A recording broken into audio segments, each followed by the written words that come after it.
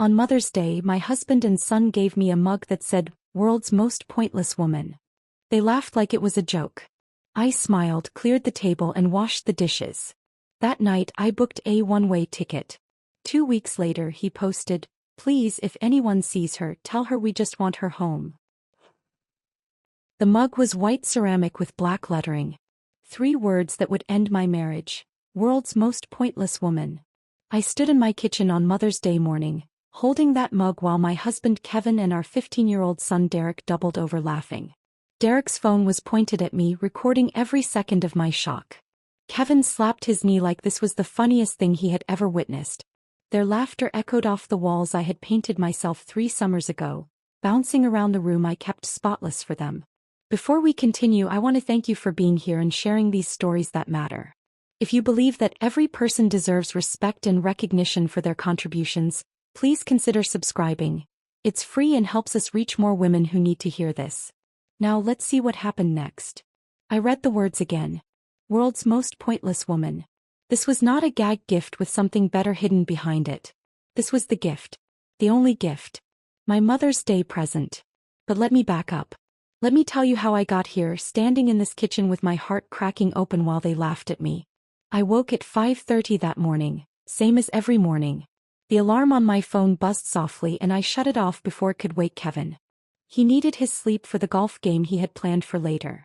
I slipped out of bed quietly, my feet finding the slippers I kept on my side, and padded downstairs in the dark. The house was mine during those early hours. Quiet. Peaceful. Before the demands started, before I became what everyone needed me to be, I had this small pocket of time that belonged only to me. I used it to prepare for them. I started the coffee first. Kevin liked his strong 2 scoops per cup, ready the moment he came downstairs. I set the timer so it would finish brewing at 6:45, exactly when he usually appeared. While the machine gurgled and hissed, I pulled ingredients from the refrigerator. Blueberries I had bought fresh yesterday. Eggs from the carton I kept on the middle shelf. Bacon from the butcher, the thick-cut kind Derek preferred. I mixed pancake batter from scratch because the box kind never tasted right. I fried bacon until it was crispy but not burnt the way Kevin insisted it should be. I sliced strawberries and arranged them in a pattern on the good china plates, the ones we only used for special occasions. I wanted today to feel special. I wanted them to notice. The kitchen smelled like cinnamon and vanilla and hope. Pathetic hope looking back now, but in that moment I believed this year might be different. I believed they might see the effort, might acknowledge the love I poured into every small gesture. I set the table with care. Forks on the left, knives on the right, napkins folded into triangles. I used the crystal bowl Kevin's mother gave us as a wedding gift for the fruit salad. I polished 2 smudges off the surface with my apron before filling it. Everything had to be perfect. Derek's baseball uniform was already hanging by the door, washed and pressed. His cleats were clean, laces replaced last week when I noticed the old ones were fraying. His water bottle was filled and waiting in the refrigerator. I had checked the game schedule 3 times to make sure I had the right time written down. 2 o'clock. Home field. I would be there in the bleachers like always, cheering even though he barely played anymore. This was my life. This was what I had built over 12 years of marriage and 17 years of motherhood if you counted the pregnancy. I gave up my career when Derek was 2 years old. I had been a marketing coordinator at a firm downtown, a job I loved, a job where I was good at what I did. I was on track for a promotion to senior coordinator. My boss had told me during my last review that I had a future there, that the company saw potential in me. But Kevin said it made sense for one of us to stay home. His job paid more. His job had better benefits. His job had more potential for growth. And someone needed to be available for Derek for the doctor appointments and school pickups and sick days that came with raising a child. I agreed because I believed in building something together. I believed sacrifice was the foundation of family. I thought we were a team. So I quit. I stayed home. I learned to structure my entire existence around supporting Kevin's advancement and raising Derek into a good person. I attended every parent-teacher conference, even the ones Kevin said he was too busy to make. I coordinated every school fundraiser, spending hours in the PTA meetings listening to other mothers debate bake sale versus car wash.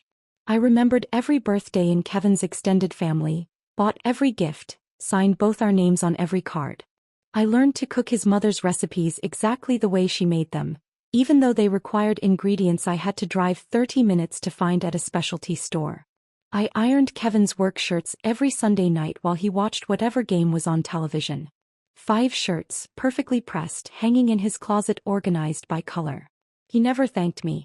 He just expected them to be there. I transformed our house into something that looked better than when we bought it. I painted walls. I refinished furniture. I planted a garden that bloomed in coordinated colors. When Kevin's colleagues came over for dinner parties, they complimented him on his beautiful home. He accepted their praise without ever mentioning that I had done all the work. Somewhere in all that giving, I forgot to ask what I was receiving in return. Or maybe I was afraid to ask because I already knew the answer. Nothing. I was receiving nothing except the privilege of continuing to give. The warning signs had been there for years. I just refused to see them. Last Mother's Day, Kevin gave me a potted plant he picked up at a gas station on his way home from work. The flowers were already wilting, the soil dry. It died 2 weeks later because no one watered it except me, which seemed to defeat the entire purpose of receiving a plant as a gift. The year before that, he forgot entirely until Derek reminded him at breakfast. Kevin had looked up from his cereal, eyes widening slightly as he realized what day it was, and said, "Oh, Happy Mother's Day." No gift. No card. Just 3 words delivered with the same enthusiasm as "pass the salt." Kevin's sister Rebecca made a joke at a family barbecue last summer. We were all standing around the grill and someone asked me what I did. Before I could answer, Rebecca laughed and said, "Heather? She's basically the maid who doesn't get paid." Everyone laughed, including Kevin. He laughed at his sister's joke about me being unpaid domestic labor while I stood there holding a plate of hamburger buns I had just finished toasting. Derek started calling me Heather instead of Mom when he was around his friends. The first time I heard it, we were at his baseball game. One of his teammates asked who I was and Derek said, "That's Heather. Not my mom. Just Heather." Like I was someone he barely knew. Kevin began introducing me at work events as my wife without using my name.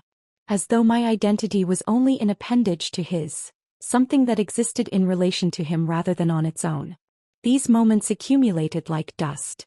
So gradual I did not notice I was suffocating until I could not breathe anymore. I told myself they were stressed. Kevin worked long hours. Derek was a teenager dealing with school pressure. Boys will be boys. I was being too sensitive. I was overreacting. I was making something out of nothing. I made excuses for them because the alternative was unbearable. And then came this Mother's Day morning. Kevin walked into the kitchen first, wearing the golf shirt I had ironed and hung in his closet last night. Derek followed, still in his pajamas, hair sticking up in 3 directions. Neither of them wished me Happy Mother's Day right away. Instead they exchanged a look. A glance that passed between them like a secret, something conspiratorial that made my stomach tighten with inexplicable dread. Derek pulled out his phone immediately, angling it toward me. I thought maybe he wanted to take a picture, something sweet to post on social media showing what a thoughtful son he was. Kevin held a plain drugstore bag. Not wrapped. Not even a gift bag with tissue paper. Just a plastic bag from the pharmacy down the street, the kind you get when you pick up a prescription or grab something last minute. My heart sank, but I kept smiling. Smiling was what I did. I smiled through discomfort. I smiled through disappointment. I smiled through the gradual erosion of everything I thought I was building. I smiled until my face ached from the effort of holding the expression in place. Kevin handed me the bag with a grin that was too wide, too eager. He looked like someone who believed he had just executed something incredibly clever. I reached inside and felt ceramic. A mug. For one brief, foolish moment, I let myself hope it might say something meaningful. World's best mom. Or even just mom. Something that acknowledged I mattered. I pulled it out and read the words. World's most pointless woman. And that was when they started laughing. Their laughter did not stop. It grew louder, feeding on itself, expanding to fill every corner of the kitchen I had scrubbed yesterday in preparation for today. Kevin bent forward, gripping the edge of the counter for support as if the sheer hilarity of the moment had weakened his knees. Derek had tears streaming down his face, his phone still pointed at me, still recording, capturing every microsecond of my humiliation in high definition. I stood there holding the mug. White ceramic. The kind you could buy at any novelty store for $7. The black lettering was printed in a bold sans serif font, impossible to misread. World's most pointless woman. Each word hit separately. World's most pointless woman. My brain struggled to process what I was seeing. This could not be the actual gift. There had to be something else. A real present hidden somewhere waiting for the right moment to appear. This had to be the setup for a joke with a punchline that would reframe everything, that would make the cruelty disappear and replace it with something bearable. But Kevin was not reaching for another gift. Derek was not saying gotcha. There was no second act to this performance. This was it. This was what they thought of me, distilled into 3 words and printed on a mug for my Mother's Day present. I looked at Kevin, searching his face for any sign that he understood what he had just done. His eyes were bright with amusement. His mouth stretched wide in a grin that showed too many teeth. He looked proud. Actually proud, as though he had accomplished something worthy of celebration. Derek lowered his phone slightly, wiping his eyes with the back of his free hand. He was still grinning, still basking in the shared joke with his father. The 2 of them stood there in my kitchen, united in their entertainment, bonded by my pain. The mug felt heavy in my hands. Impossibly heavy. It should have weighed nothing, just a few ounces of ceramic and glaze, but it felt like I was holding something much denser. Like I was holding the weight of every moment I had convinced myself I was valued when I was only tolerated. Every time I had made excuses for them. Every time I had told myself I was being too sensitive. Every sacrifice I had made believing it was building towards something. All of it was in this mug. All of it reduced to a punchline. Kevin finally stopped laughing long enough to speak. He wiped his eyes dramatically and said, "Your face. Oh man, your face was perfect. Derek, did you get that?" Derek nodded, replaying the video on his phone screen. "Got it. This is gold." Gold. My shock was gold to them. My hurt was content to be shared and laughed at by people who did not even know me. I opened my mouth to say something. I am not sure what I intended to say. Maybe I was going to ask if they were serious. Maybe I was going to tell them this was not funny. Maybe I was going to ask why they thought this was acceptable. But before any words came out, I heard myself laugh instead. It was not a real laugh. It was a sound I made with my throat and mouth, a performance of amusement that my body produced automatically after 12 years of training. I had learned to laugh at jokes made at my expense. I had learned to be a good sport, to demonstrate that I could take it, to prove I was not one of those overly sensitive women who could not handle humor. So I laughed. A hollow, empty sound that did not reach my eyes or my chest or any part of me that was real. Kevin looked relieved. "See? He gets it. I told you she'd think it was funny." Derek nodded, putting his phone in his pocket, the video safely recorded for later use. "Yeah, Mom's cool like that. Mom's cool like that. Mom can take a joke. Mom does not mind being called pointless on the one day of the year supposedly dedicated to celebrating her." I said something self-deprecating in response. I cannot remember the exact words now. Something like, "Well, you're not wrong," or "At least it's honest." Some verbal participation in my own degradation that gave them permission to feel good about what they had done. Kevin patted my shoulder the way you would pat a dog who had just learned to sit on command. "That's my girl. Always such a good sense of humor." Then he turned away from me and sat down at the table. Derek followed, dropping into his usual chair with the casual ease of someone who had not just participated in emotional cruelty. They began eating the breakfast I had prepared. The pancakes I had made from scratch. The bacon I had cooked to the exact texture they preferred. The fruit I had arranged on the good china. They ate and talked like nothing had happened. Kevin mentioned his golf tee time was at 11, so he would need to leave by 10:30. Derek reminded him about the baseball game at 2. Kevin asked if Derek had studied enough for his finals. Derek shrugged and said probably. Neither of them thanked me for breakfast. Neither acknowledged the food, the effort, the hour I had spent preparing it all while they slept. Neither apologized for the mug. Neither asked if I was okay. I stood near the counter, still holding the mug, listening to their conversation. My mind felt strangely detached from my body. I was watching the scene from somewhere outside myself, observing this woman in an apron holding a cruel gift while her family ate and laughed and planned their day around her absence. Something inside me shifted in that moment. Not dramatically. Not with any external sign that they might have noticed. It was quieter than that. More fundamental. It was the sound of a door closing. The feeling of a decision being made without conscious thought. I was done. I set the mug down on the counter carefully. Then I began clearing the table. Kevin and Derek did not move to help. They never did. They simply leaned back in their chairs while I reached around them to gather plates and silverware. I carried everything to the sink and turned on the water. We had a dishwasher, a good one I had researched and selected 2 years ago, but I washed the dishes by hand anyway. The mechanical repetition of it gave me something to do with my hands while my mind worked through what had just happened. The soap created bubbles that smelled like artificial lemon. I scrubbed each plate thoroughly, rinsing away syrup and crumbs. Behind me, Kevin and Derek moved to the living room. I heard the television click on, the volume rising as they found some basketball game to watch. Their voices carried through the house, discussing player statistics and team rankings. Normal conversation. Easy and comfortable, unburdened by any awareness that something had just broken irreparably in this family. I looked out the window above the sink. The garden I had planted was visible from here. The roses were blooming, deep red and perfectly shaped because I tended them every week. I fed them specialized fertilizer. I pruned dead stems. I watered them during dry spells. Everything I touched in this house flourished and thrived and looked beautiful. Everything except me.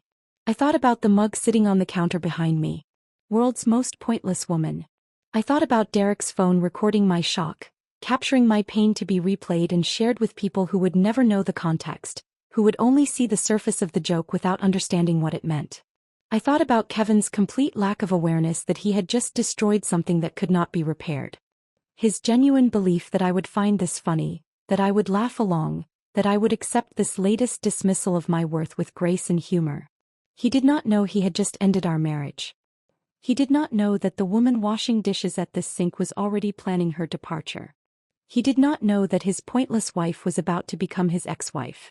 I dried my hands on the dish towel, folded it carefully and hung it on its designated hook. Then I walked past the living room where they sat watching television. Neither looked up. Neither called out to me. Neither noticed I was leaving the room. I climbed the stairs to our bedroom and closed the door behind me. I sat down at the small desk in the corner where I kept the household files and opened my laptop. The screen glowed to life, casting blue light across my face. I opened a new browser window in incognito mode and typed one phrase into the search bar. One-way flights. My hands were shaking as I scrolled through options. Not from fear. Not from doubt. From something else entirely. Something that felt like anticipation. Like relief. Like the first breath after being underwater too long. I was leaving. I just had to figure out where. Portland, Oregon. I selected it from the list of available destinations because it was far enough away that Kevin would not think to look for me there, and because I had never been there before. No memories. No associations. Just distance and the possibility of becoming someone new. The flight left in 2 weeks. 14 days to prepare. 14 days to dismantle a life I had spent 12 years building without anyone noticing what I was doing. I closed the laptop and went downstairs. Kevin and Derek were still in the living room, absorbed in the basketball game. I walked past them to the laundry room and began sorting clothes. White with white. Colors with colors. The same routine I had performed hundreds of times before. Except this time I was counting. Counting how many of my own clothes I could pack without creating a noticeable gap in the closet. Counting how many pairs of shoes I could take without leaving empty spaces that might raise questions. Counting days until I would never have to sort Kevin's socks again. That first day set the pattern for the 13 that followed.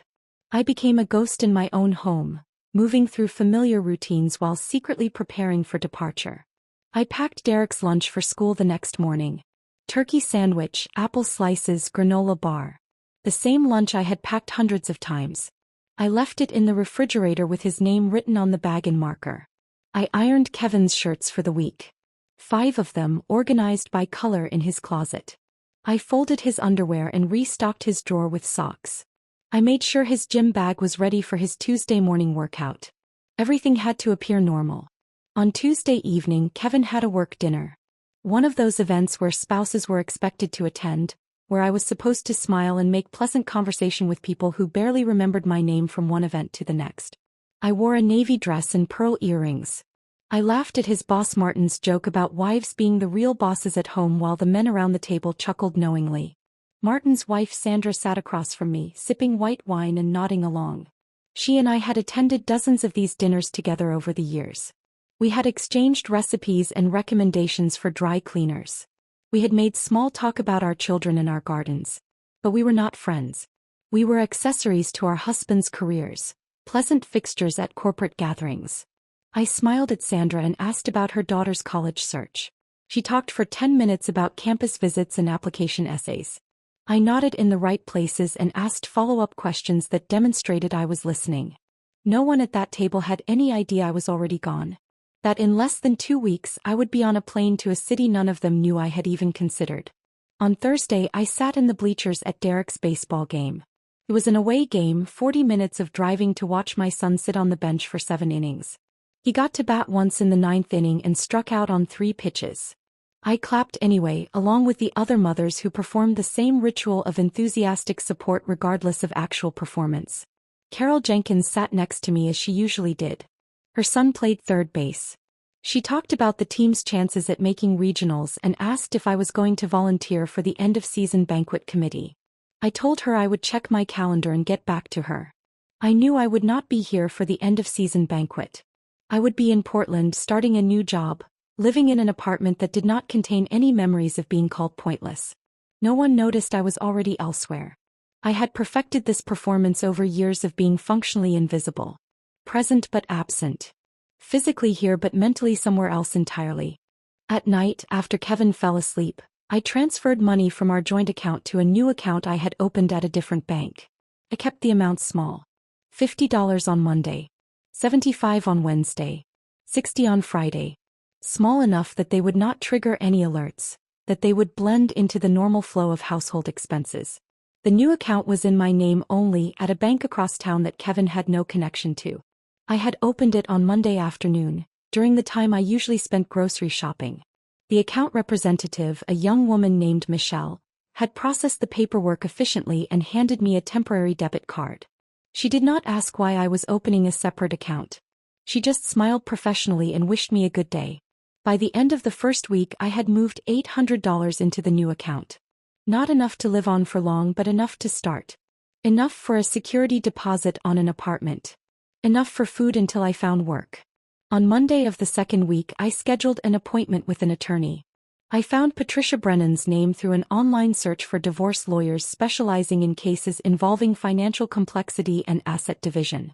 Her website featured testimonials from women who described her as fierce and strategic. That was what I needed. Not sympathy. Strategy. Her office was downtown above a coffee shop called Morning Brew. I told Kevin I was going grocery shopping and would be back in 2 hours. He barely looked up from his laptop when I left. Patricia's office smelled like leather and old books. The furniture was dark wood, substantial and expensive looking. Framed law degrees hung on the wall behind her desk. She was probably in her early 50s with gray hair cut in a sharp bob and glasses that hung on a chain around her neck. She shook my hand firmly and gestured for me to sit. Then she pulled out a legal pad and pen and said, "Tell me everything." I told her about the mug. About the laughter. About 12 years of marriage where I had gradually disappeared into the role of unpaid household manager. About giving up my career. About the corporate dinners and the baseball games and the endless invisible labor that made everyone else's life function smoothly. Patricia took notes in precise handwriting, occasionally asking clarifying questions. How long had we been married? Did we own property jointly? What retirement accounts existed? Had there been any documented incidents of verbal abuse or emotional mistreatment? When I finished, she set down her pen and leaned back in her chair. She looked at me with an expression I could not quite read.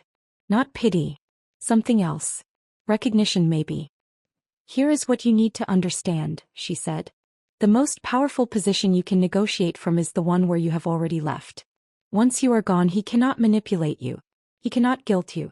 He cannot use proximity to wear you down. You control the narrative and the timeline." She explained community property laws. In our state, assets acquired during marriage were considered jointly owned regardless of who earned the income. The house we lived in, purchased 8 years ago, was community property. Kevin's retirement account, funded throughout our marriage, was community property. The investment portfolio he managed, grown during our marriage, was community property. "You sacrificed your career to support his advancement," Patricia said. "That has monetary value. You provided unpaid domestic labor that allowed him to focus on his job without distraction. That has monetary value. You are entitled to half of everything and I can make sure you get it.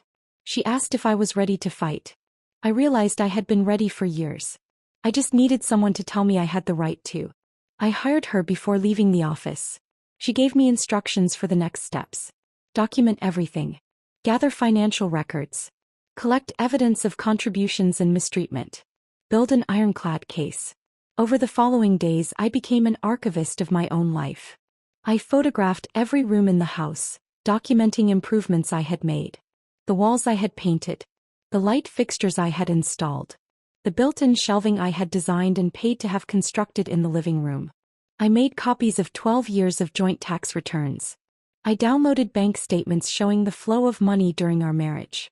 I printed performance reviews from my old marketing job, evidence of the career trajectory I had abandoned. I screenshot Derek's social media posts. The ones where he tagged me as the cook, with a laughing emoji. The Instagram story where he filmed me cleaning the kitchen and captioned it "free maid service." The TikTok where he joked about me being his personal Uber driver. I saved emails Kevin had sent to colleagues. The one where he complained about me wanting to attend a work event, calling me high maintenance for expecting to be included. The one where he made a joke about wives and their expensive hobbies, even though my only hobby was maintaining the home he lived in. Each piece of evidence was another brick in the wall I was building between my old life and whatever came next. The file grew larger each day. Documentation of contributions. Proof of contempt. Evidence that I had been here, that I had mattered even if they never noticed. On the morning of my departure I woke at 5:30 as usual. I made breakfast. Pancakes again, though not the special ones from Mother's Day. Just regular pancakes from the mix in the pantry. I set out Kevin's coffee mug and Derek's orange juice. They came downstairs at their usual times. Kevin mentioned he had a regional conference that would keep him out until late. Derek reminded me he had finals this week and would be studying at his friend Marcus's house after school. Neither asked about my plans. Neither noticed I was wearing the burgundy dress Kevin had once criticized. Neither saw the suitcase I had loaded into my car at dawn, hidden in the trunk beneath an old blanket. After they left, I walked through the house one final time. I did not cry. I did not feel sad. I simply observed rooms that would soon belong to someone else's life. I closed the door behind me without locking it. Let Kevin deal with that when he came home to an empty house. I drove to the airport with my hands steady on the wheel. The airport parking fees accumulated in long-term Lot C while I signed a lease for a furnished studio apartment in southeast Portland.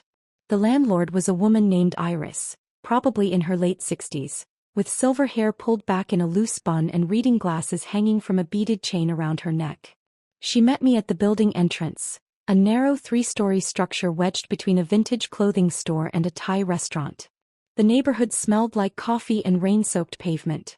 People walked past with canvas bags and bicycles, moving with the unhurried pace of those who had chosen this area specifically because it did not demand performance. Iris unlocked the street-level door and led me up 2 flights of stairs. The apartment was on the 3rd floor, Unit 3B. She handed me the keys without asking questions. No inquiry about why I was renting furnished. No curiosity about where I had come from or why I had arrived with only one suitcase. She simply pointed out where the thermostat was located, explained that trash pickup happened on Tuesdays, and mentioned the corner market stayed open until 11 if I needed anything. The apartment was small. One room that functioned as bedroom and living space combined, with a kitchenette along one wall and a bathroom barely large enough to turn around in.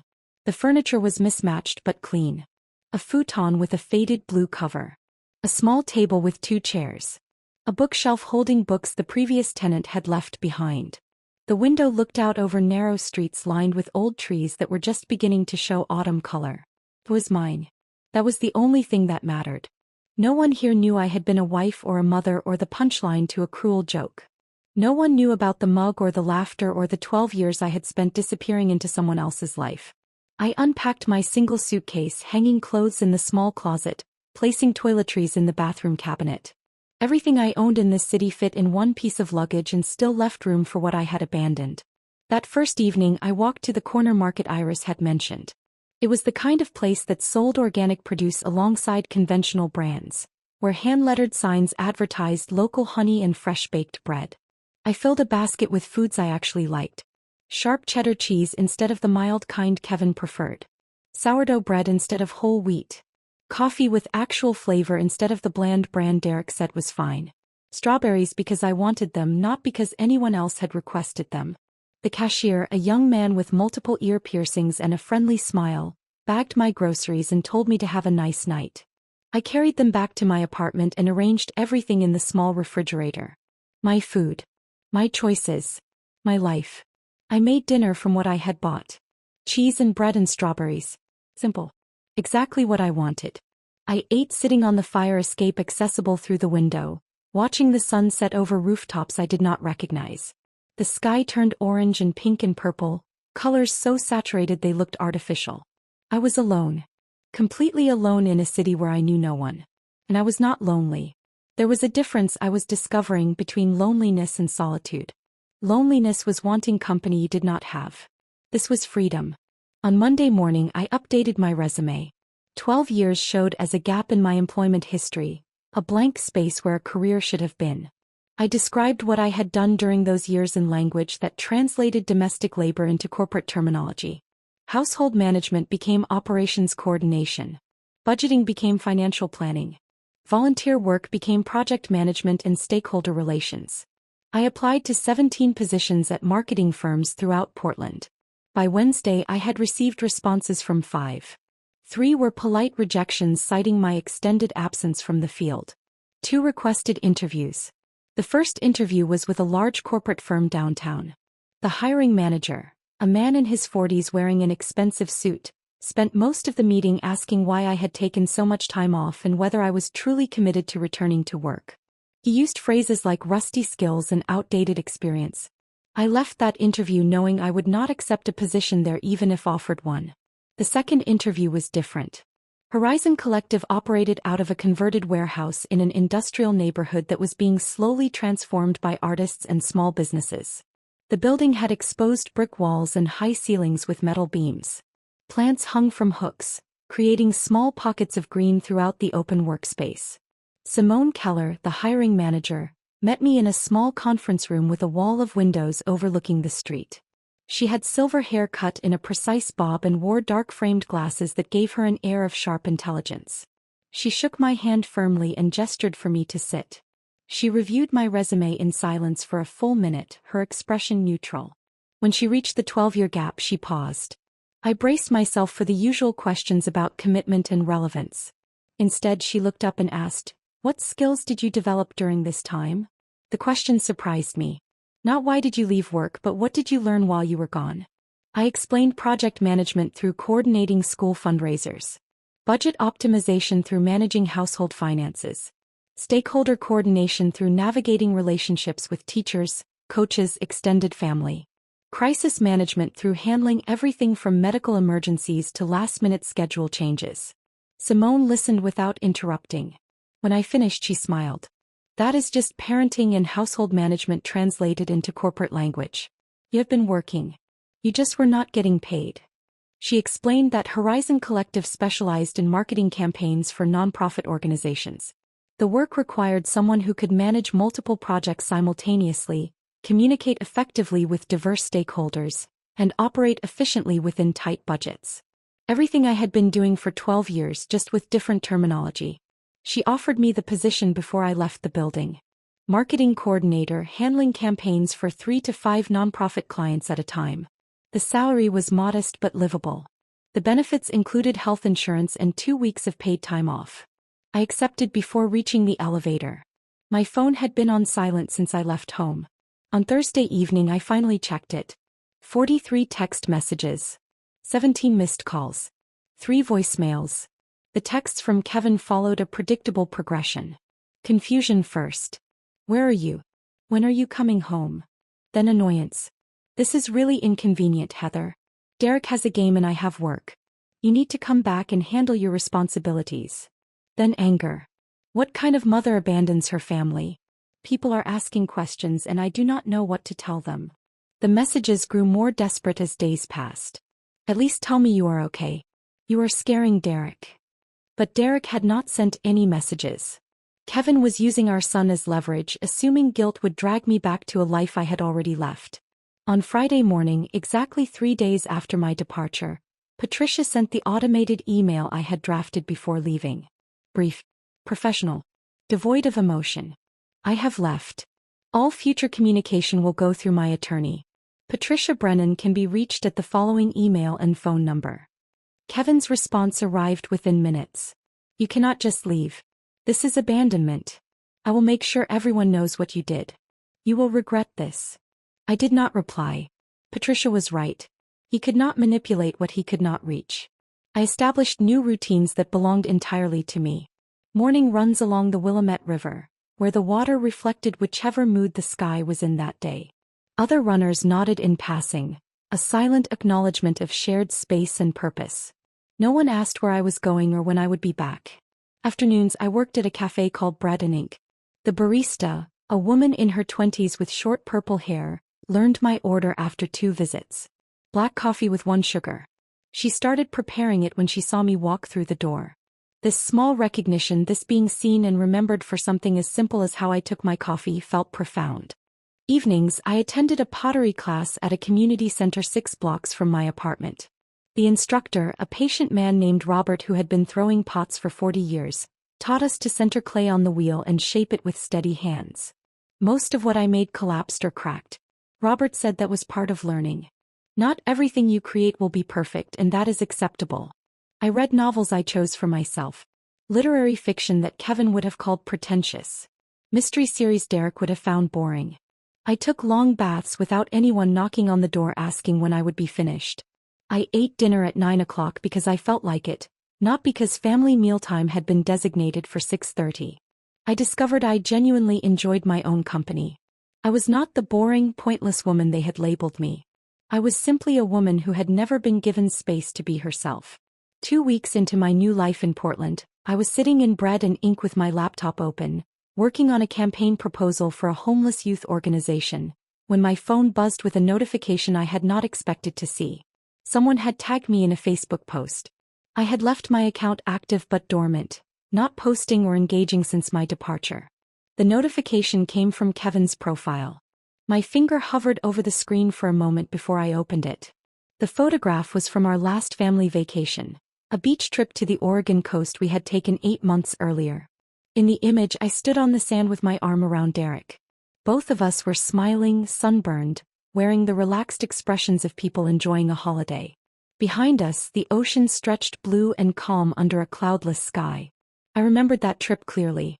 I had spent most of it in the rental kitchen, preparing meals while Kevin went deep-sea fishing with a charter company he had researched for weeks. Derek had complained about being bored and spent his time on his phone. I had smiled for this photograph because that was what you did on family vacations. You smiled and pretended everything was fine and documented happiness for people back home to see.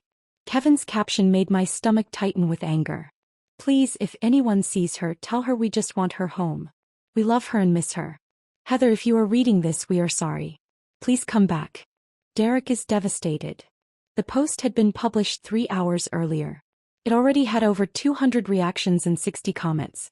I scrolled through them slowly, reading each one. His colleague Brian from the regional office. Praying for you, man. Hope she comes home safe. Our neighbor Margaret. Oh Kevin, this is so heartbreaking. We are all thinking of you and Derek. Sandra from the work dinners. Sending strength to your family during this difficult time. The narrative Kevin had constructed was masterful in its manipulation. He was the devoted husband desperate for his wife's safe return. Derek was the traumatized son missing his mother. I was the unstable woman who had inexplicably vanished, possibly experiencing a mental health crisis that made me a danger to myself. No one questioned his version of events. No one asked why a dedicated wife and mother who had spent 12 years sacrificing everything would suddenly disappear.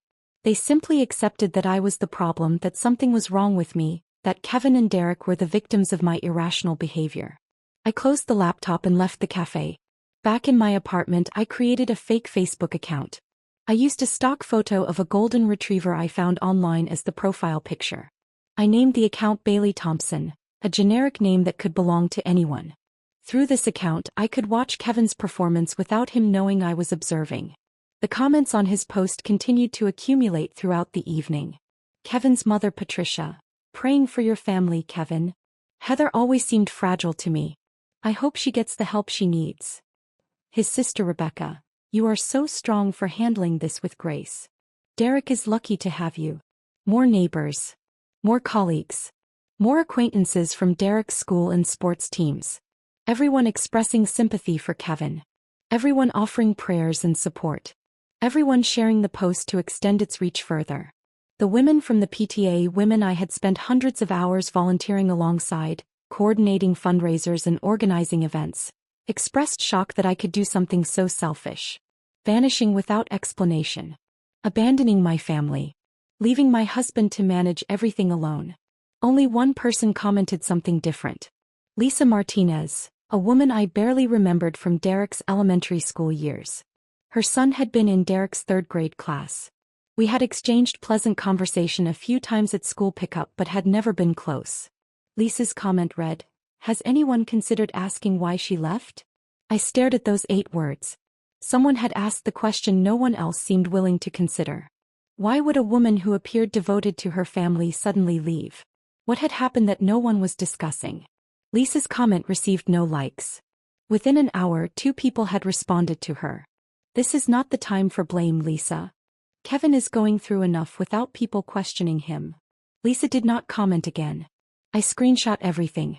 Kevin's post. The comments. The reactions.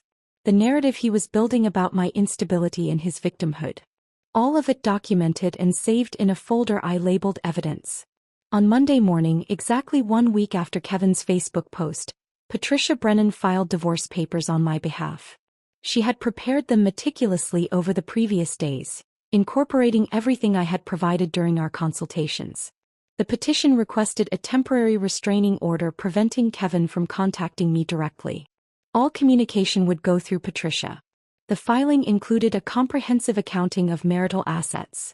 The house purchased 8 years ago, currently valued at $420,000 with $200,000 remaining on the mortgage. Kevin's retirement account through his employer, containing approximately $180,000. An investment portfolio managed by his financial advisor, valued at $95,000. His pension, which would mature in 12 more years. The paperwork itemized my contributions in language that translated unpaid labor into monetary value. 12 years of household management, childcare, meal preparation, home maintenance, social coordination. Patricia had calculated what I would have earned had I continued my marketing career with normal advancement. Promotions every 3 to 4 years. Salary increases matching industry standards. The number was staggering when accumulated over 12 years. The filing included a statement explaining why I had left. Ongoing emotional mistreatment and disrespect, culminating in the Mother's Day incident where I received a mug labeling me as pointless while my husband and son laughed and recorded my humiliation for social media distribution. Patricia arranged for the papers to be served to Kevin at his office. She selected timing deliberately. Wednesday afternoon, during a meeting with his regional manager and 2 colleagues. The process server entered the conference room, asked for Kevin Caldwell by name, and handed him the envelope in front of everyone. Maximum impact. Maximum humiliation. I felt no guilt about the public nature of the service. Only satisfaction that he would experience a fraction of what I had felt standing in that kitchen holding the mug. That evening I made a decision. I reactivated my own Facebook account, dormant since my departure. My profile photo was outdated, showing a version of myself from 3 years ago at a company picnic, smiling in a way that no longer resembled how I looked or felt. I had taken a photograph of the mug before leaving. A simple image with the mug centered against a white background, the black lettering clearly legible. World's most pointless woman. I uploaded this photograph and wrote a caption. On Mother's Day, my husband and son gave me this mug. They laughed like it was a joke. I smiled, cleared the table and washed the dishes.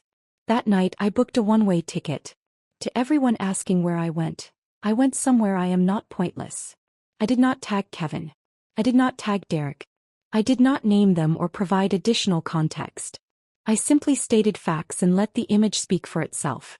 I posted it at 9:30 on Wednesday evening and closed the laptop. I did not watch for reactions. I took a bath, read 3 chapters of the novel on my nightstand and went to sleep. By morning the post had been shared 500 times.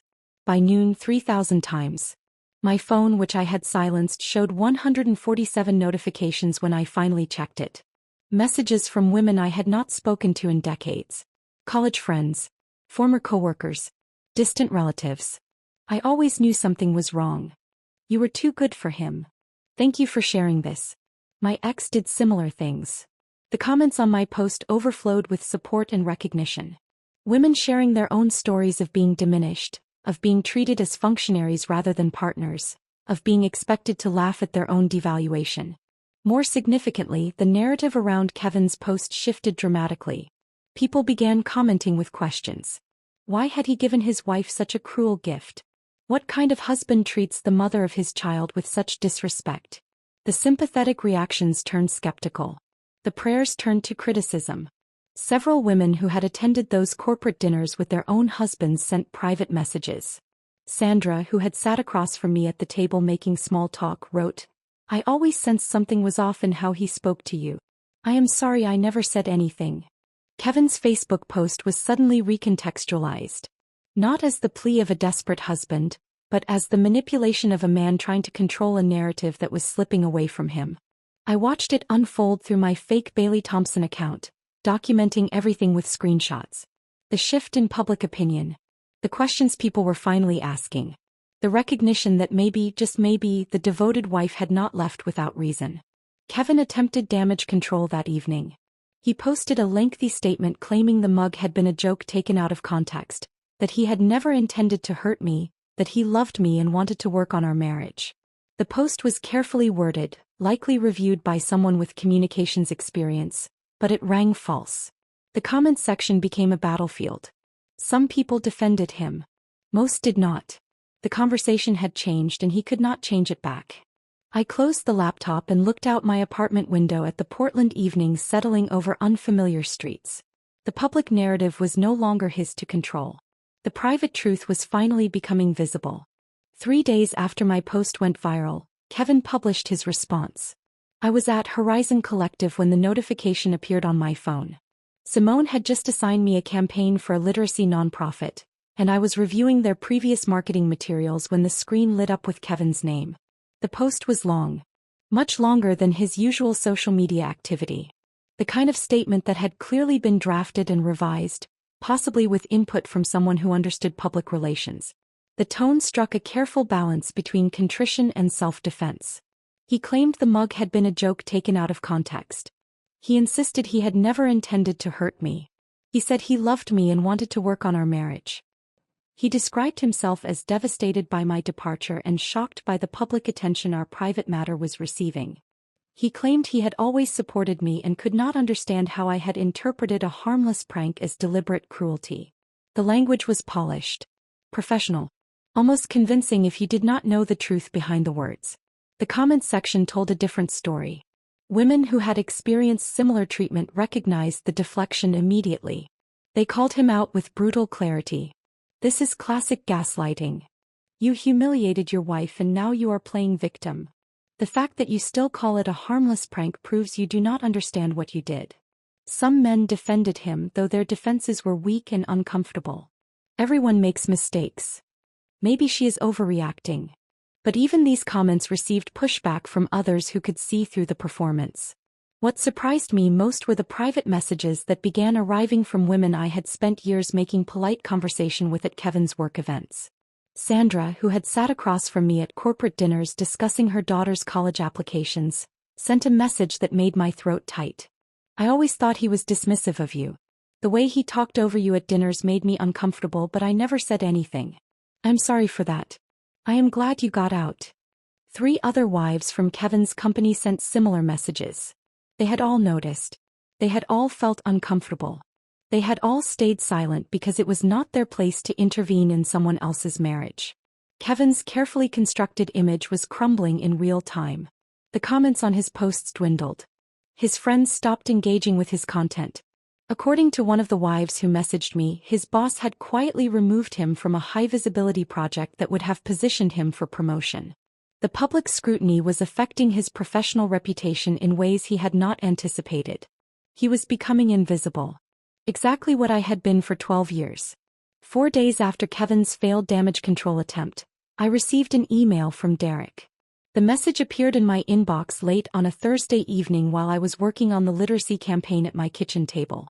The email was formal in a way that felt unnatural for a 15-year-old. The sentences were carefully constructed, the tone measured and controlled. I could tell Kevin had reviewed it before Derek sent it. "Mom, I do not understand why you left. I miss you. Can we talk?" The message was short. Only 3 sentences. But I could read the layers beneath the words. The confusion was genuine.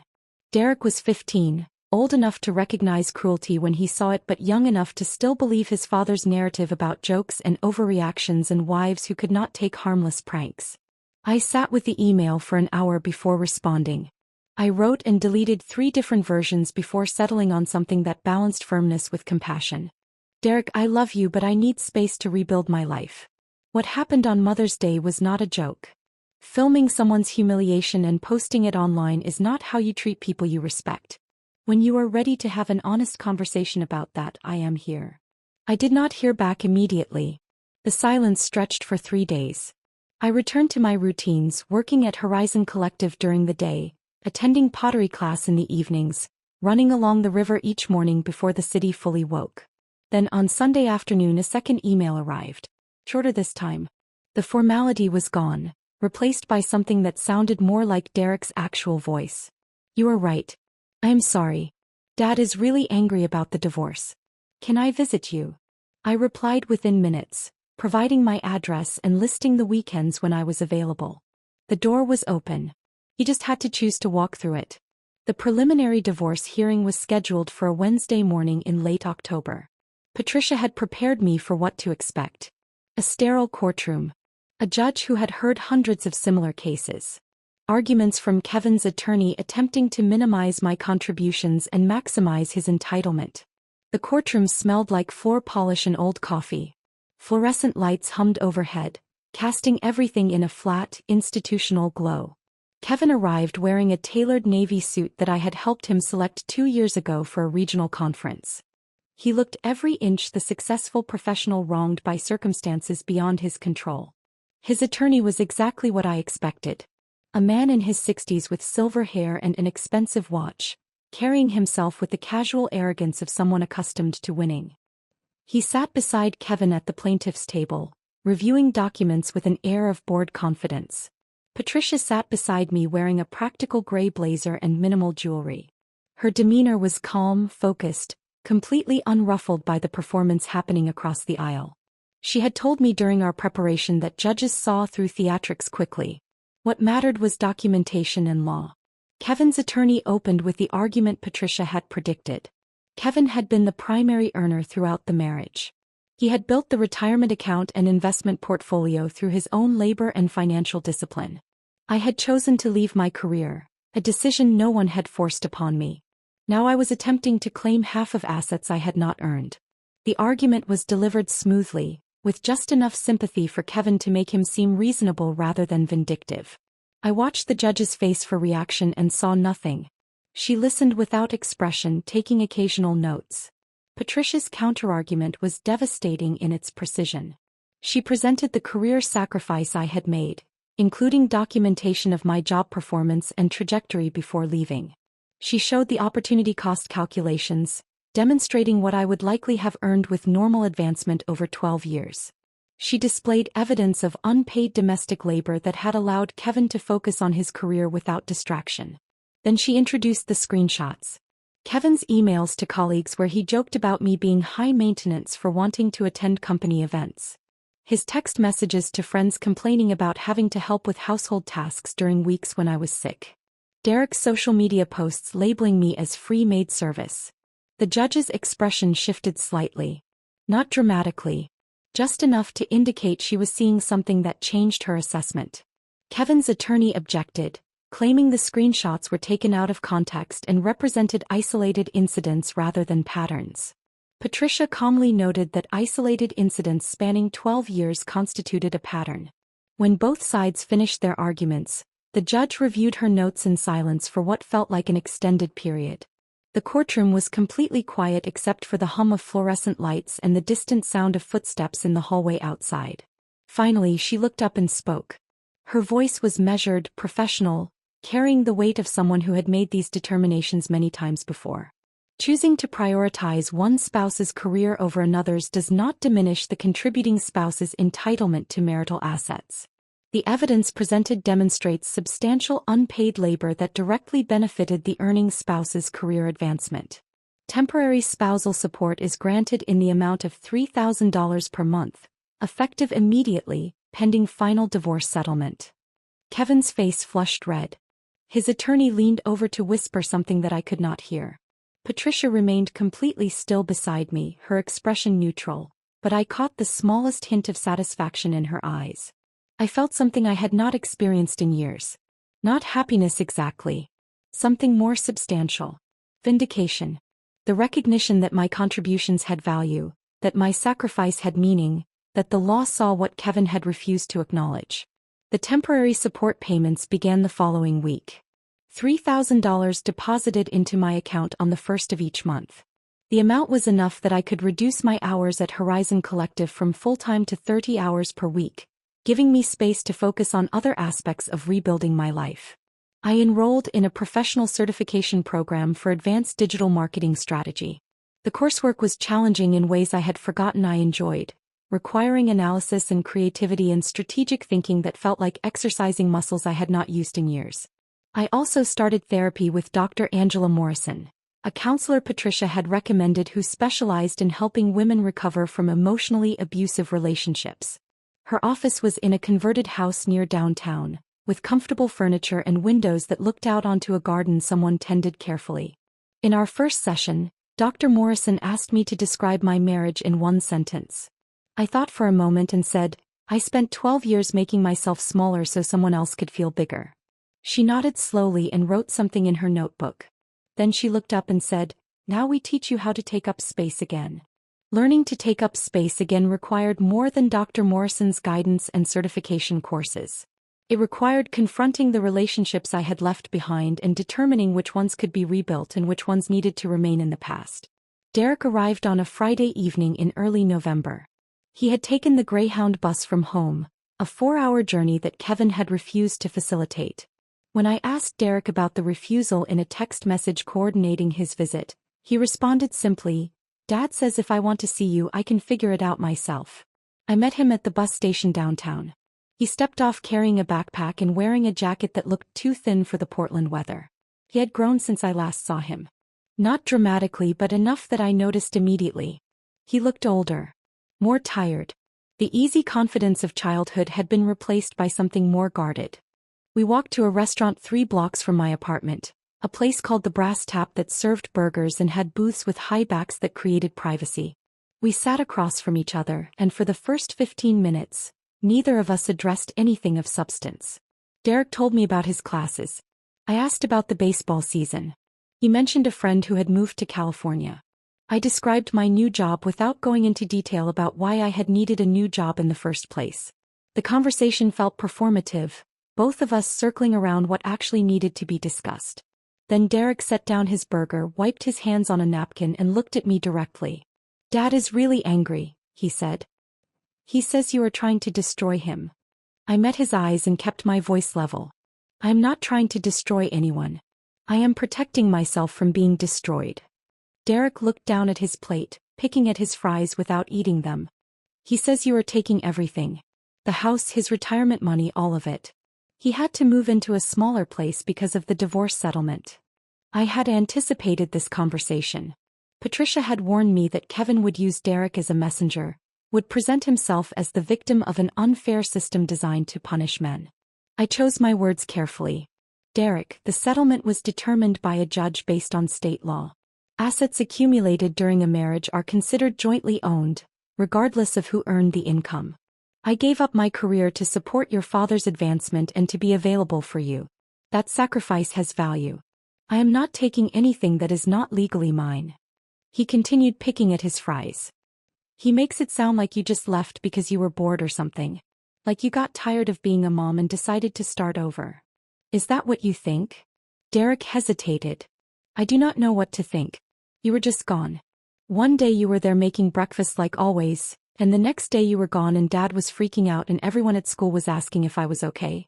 I leaned forward slightly, keeping my hands visible on the table. Can I ask you something honestly? Do you remember what you and your father gave me for Mother's Day? His expression shifted. Discomfort crossed his face. The mug. Do you remember what it said? He nodded slowly. World's most pointless woman. Did you think that was funny at the time?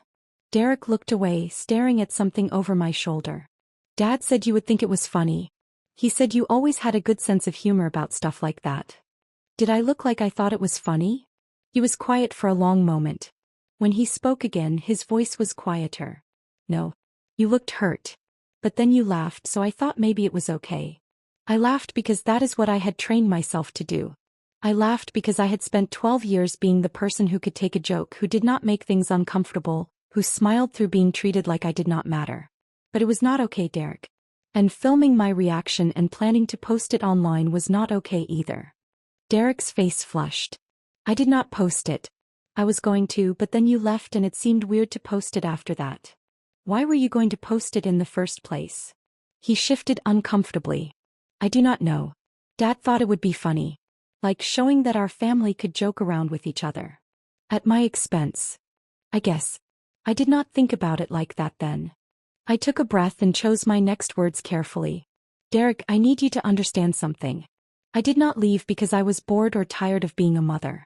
I left because staying was destroying who I was as a person. I had made myself so small, had given up so much of myself, that I barely existed anymore except as someone who served other people's needs. The mug was not the cause. It was just the final piece of evidence that showed me how little I was valued. Derek met my eyes again. Was it really that bad? Living with us. I did not sugarcoat it. Yes. It was. We sat in silence for several seconds. The restaurant noise continued around us, other conversations and laughter from other tables, but our booth felt isolated from all of it. I am sorry, Derek said finally. I never thought about it that way. I just thought that was how things were. Dad worked and you did everything else. I did not think about whether it was fair. You were a child. It was not your responsibility to think about whether your parents' marriage was equitable. But you are not a child anymore. You are 15. Old enough to recognize when someone is being treated poorly, even if that person is your mother. He nodded slowly. Dad talks about you differently now. Like you are the enemy or something. It is weird. How do you feel about it? I do not know. Confused, I guess. I miss how things used to be, but I am also starting to understand why you could not stay. He paused, then added, Can I visit again? Like regularly? Yes. Anytime you want. The door is always open. We talked for 3 more hours.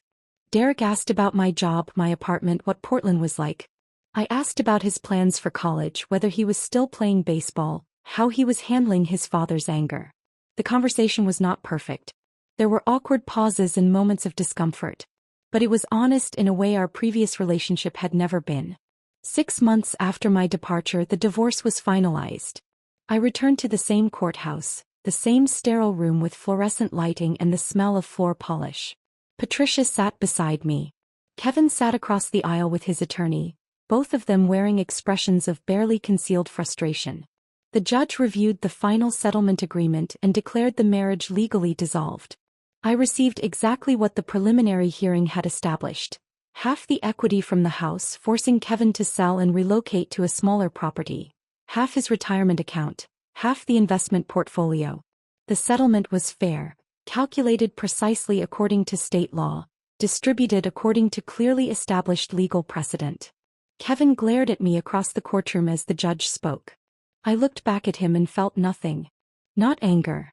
Not satisfaction. Not even relief. Just the quiet certainty that I had made the right choice 6 months ago and every day since. Outside the courthouse, Patricia shook my hand. You did it. You got out and you survived. I corrected her gently. I did more than survive. I rebuilt. She smiled. Yes. You did. As I walked to my car, I made a decision I had been considering for weeks. I stopped at the county clerk's office on my way home and filed paperwork to reclaim my maiden name. Heather Sinclair. The name I had been born with, the name that belonged to me before I had merged my identity with someone else's. The woman who had been Heather Caldwell no longer existed. She had died the day she stood in a kitchen holding a mug that called her pointless and decided she was finished accepting that assessment. Writing the memoir was harder than I had anticipated. Not because I lacked material, but because revisiting those 12 years required acknowledging how much of myself I had systematically given away. How many preferences I had forgotten. How many dreams I had abandoned. How completely I had lost my own voice. I wrote in the evenings after work, sitting at my small kitchen table with coffee that went cold while I typed. I wrote about the Mother's Day mug, but also about the thousand smaller cruelties that had preceded it. The dismissive comments. The forgotten anniversaries. The constant expectation that I would absorb disappointment with grace and humor. Rebecca, my literary agent, read the first draft and called me within hours. "This is powerful, Heather. This is going to resonate with so many women who have experienced the same thing." The book sold to a mid-sized publisher called Clearview Press. The advance was modest but meaningful, enough to supplement my income and provide a financial cushion while I continued building my new life. Choosing a title took weeks of deliberation. Rebecca suggested several options that felt too abstract or too victimized. Finally, I proposed something simple and direct. World's Most Pointless Woman: How I Left and Found My Purpose. The cover featured a photograph of hands releasing a ceramic mug, the moment of letting go frozen in time. The book cover arrived 3 months before publication, shipped in a protective cardboard mailer that I opened carefully at my kitchen table. The image was exactly as I had envisioned it during conversations with the design team. Hands releasing a white ceramic mug, captured mid-fall against a neutral background. The title stretched across the top in bold lettering. My name, Heather Sinclair, appeared at the bottom. I held the mock-up and felt something shift inside me. This was real. My story, the one I had been afraid to tell for 12 years, was about to become public in a way that extended far beyond a single Facebook post. The publication date was set for early May, 1 year after the Mother's Day that had changed everything. Rebecca had suggested the timing deliberately. The symbolism would not be lost on readers or media outlets covering the release. Early reviews began appearing 6 weeks before publication. Publishers Weekly called it an unflinching examination of emotional abuse disguised as family dynamics. Kirkus described it as essential reading for anyone questioning whether their sacrifice has crossed into self-erasure. Women's magazines requested interviews. Podcast hosts reached out asking if I would discuss the book on their programs. The attention was overwhelming at first. I was accustomed to working behind the scenes at Horizon Collective, creating campaigns for organizations rather than being the subject of public interest myself. But Rebecca coached me through media training, teaching me how to speak about painful experiences without becoming consumed by them again. My professional life had transformed in parallel with my personal one. Simone promoted me to senior strategist 8 months after I joined Horizon Collective. The role came with increased responsibility for client relationships and campaign development, along with a salary that exceeded what I had earned at my previous marketing position before leaving the workforce.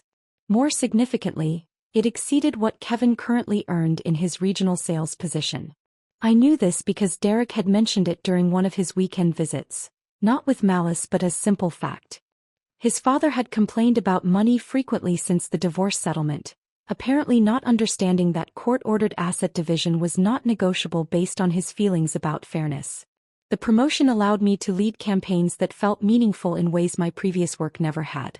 I developed fundraising strategies for a homeless youth organization that exceeded their annual goal by 40%. I created awareness campaigns for a food bank that resulted in 3 new corporate partnerships. I worked with a domestic violence prevention nonprofit on messaging that reached communities previously underserved by their programs. My colleagues sought my input on major decisions. They valued my perspective and incorporated my ideas into their own work. When questions arose about target audiences or messaging strategies, people came to my office to ask what I thought. Being seen as competent, being recognized for contributions, being valued for expertise rather than tolerated as infrastructure. These experiences felt revelatory even though they should have been ordinary. Conference invitations arrived regularly. Organizations focused on women's professional development wanted me to speak on panels about career re-entry after caregiving gaps. I traveled to Seattle, San Francisco, Denver, speaking to audiences of women who had made similar sacrifices and were considering similar returns. After each presentation, women approached me with their own stories. They had left careers for family obligations. They had disappeared into supporting roles.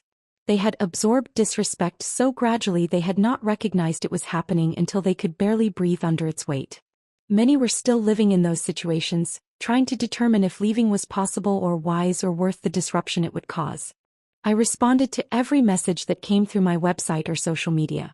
I remembered what it felt like to believe I was alone, to think my experience was unique, to wonder if the problem was me rather than the situation. If sharing my story helped even one woman recognize she deserved better, the vulnerability of making it public was justified. My personal life became something I constructed deliberately rather than something that happened to me by default. I dated occasionally, cautiously, testing what relationships felt like when they were chosen rather than fallen into. Marcus, a graphic designer I met at a gallery opening Simone invited me to, took me to art exhibitions and actually listened when I explained which paintings resonated with me and why. Claire, a nonprofit director I collaborated with on a campaign, invited me hiking and never expected me to handle all the planning or emotional labor of maintaining the friendship. None of these relationships developed into serious commitments, and I discovered I was genuinely comfortable with that.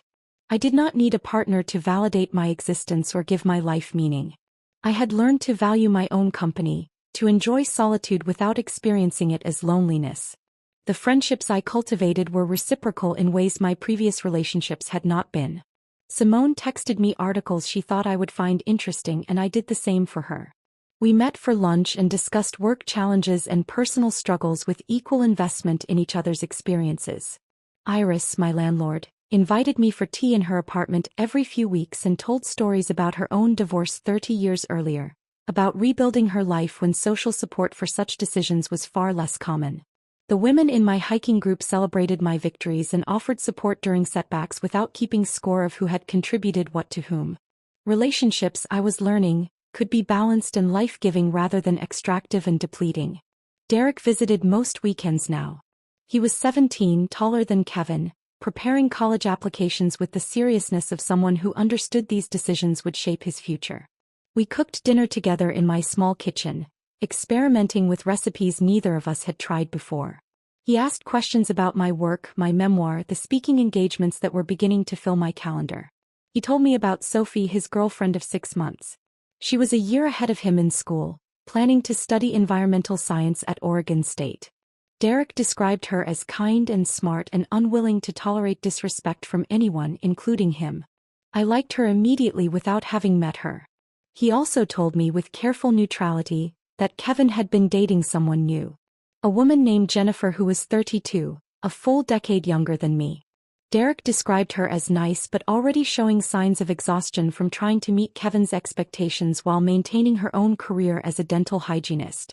"I do not want to become like Dad," Derek said one evening while we were washing dishes after dinner. "I do not want to make someone feel the way he made you feel." I dried a plate carefully before responding. Awareness is the first step. Growth comes from choosing differently every single day, especially when choosing differently is uncomfortable or requires more effort. We had difficult conversations during these visits. About the mug and the laughter and his role in documenting my humiliation. About the years when he had treated me as infrastructure rather than as a person. About the assumptions he had made regarding how marriages functioned and how parents should be treated. Derek owned his mistakes without deflecting responsibility onto his youth or his father's influence. He was becoming a better man than Kevin had ever been. That realization brought me more satisfaction than any divorce settlement or book contract ever could. The original mug still sat on a shelf in my living room, positioned where visitors could see it clearly. When people asked about the inscription, I told the story without shame or bitterness. Some were horrified that anyone would give such a gift. Others nodded in recognition, seeing their own experiences reflected in mine. The mug was no longer a symbol of my worthlessness. It had become a testament to transformation, tangible proof that we can take the worst things done to us and convert them into fuel for becoming something better. My memoir would release in 6 weeks. Early reviews were strong. A film production company had expressed serious interest in adaptation rights. I had been invited to speak at a women's leadership conference in Chicago attended by over 2,000 people annually. None of this had been part of any plan because I had not had a plan when I left. I had only known I could not stay. The revenge I had taken was not dramatic or violent. It was simply refusing to participate in my own diminishment. It was building a life so undeniably fulfilling that everyone who had accepted Kevin's narrative was forced to reconsider their assumptions. I had proven that the pointless woman was never pointless. She had just been waiting for permission to demonstrate her worth. I gave myself that permission. And everything changed. The woman I became was not the woman I had been before marriage. That person was gone, replaced by someone who understood the cost of losing herself and refused to pay it again. Someone who took up space unapologetically. Someone who knew her value did not depend on anyone else's recognition of it. I was Heather Sinclair. Not someone's wife. Not someone's mother, though Derek would always be my son. Just myself. Finally, completely, unapologetically myself. And that was more than enough. If this story of silent departure and powerful transformation kept you captivated until the very end, show your support by hitting that like button right now. My favorite part was when Heather posted that photograph of the mug with those simple, devastating words that shifted the entire public narrative. What was your favorite moment?